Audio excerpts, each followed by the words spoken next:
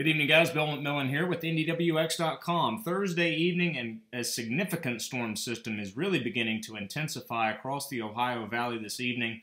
This will become quite the weather story across the northeastern portion of the country as we go through the next 24 to 48 hours. And I've got to tell you, I am incredibly jealous of my friends up in the Cleveland area, my old stomping grounds in Mentor, and even up to Buffalo. It's going to be a very fun time of things over the next several hours into the overnight, watching rain change to snow in the Cleveland area now, snow already falling in Buffalo. Don't be surprised if you see snowfall rates up to 2 to 3 inches an hour, maybe some thunder snow as well as some convection wraps into this deepening area of low pressure, and winds that will gust upwards of 60 miles per hour later on tonight. Not that big of a deal here locally. We are dealing with the gusty winds, but as far as the impactful weather from the storm system, really not going to be seeing much locally, as central Indiana is on the drier flow of things now with that northerly flow taking over. A couple of showers were still possible as we go through the next few hours, but then we'll turn dry tonight, and sunshine will really begin to increase as we go through the day on Friday. We'll wrap the work week up with a lot of sun in place. Overnight lows tonight will fall to around freezing, we think. Now, this is a forecast temperatures at 3 o'clock Friday morning, and as we put this into motion, we'll fall off probably to around freezing, around 8 o'clock or so. Tomorrow will be a colder day, but with that sunshine, it won't feel that bad. In general, temperatures topping out in the mid-40s across central Indiana.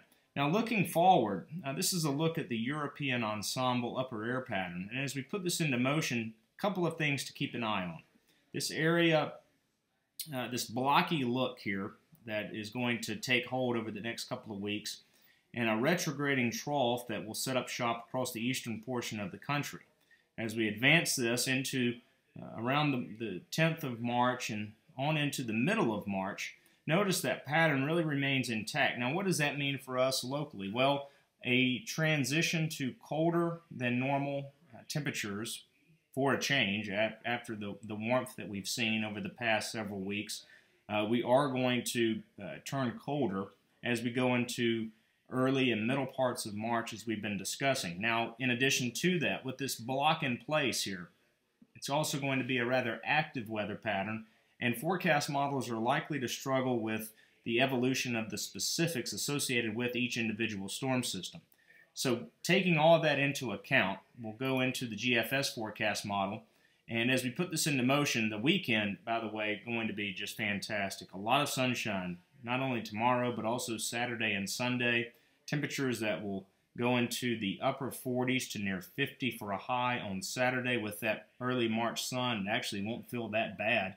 And then we'll go into the low to mid-50s on Sunday as high pressure remains in control of our weather. Our next storm system will approach on Monday with rain and some gusty winds.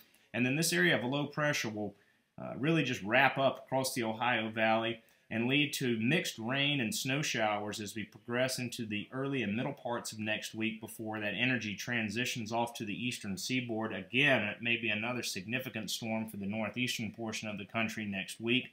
We turn much colder, though, and that active pattern takes hold here. As we look into the latter parts of next week, next weekend, another storm system approaches, and this fast flow, rain and snow also possible. Again, details are going to have to be fine-tuned as we progress over the next several days for sure. But the overall message here, as we note off the GFS, is just a continued, very active pattern over the next couple of weeks. So buckle up. March certainly roaring in like a lion.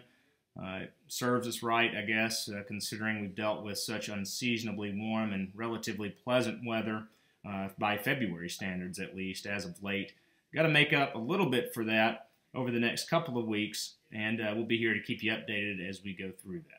In the meantime, guys, make it a great evening, and we'll talk with you soon on NDWX.com.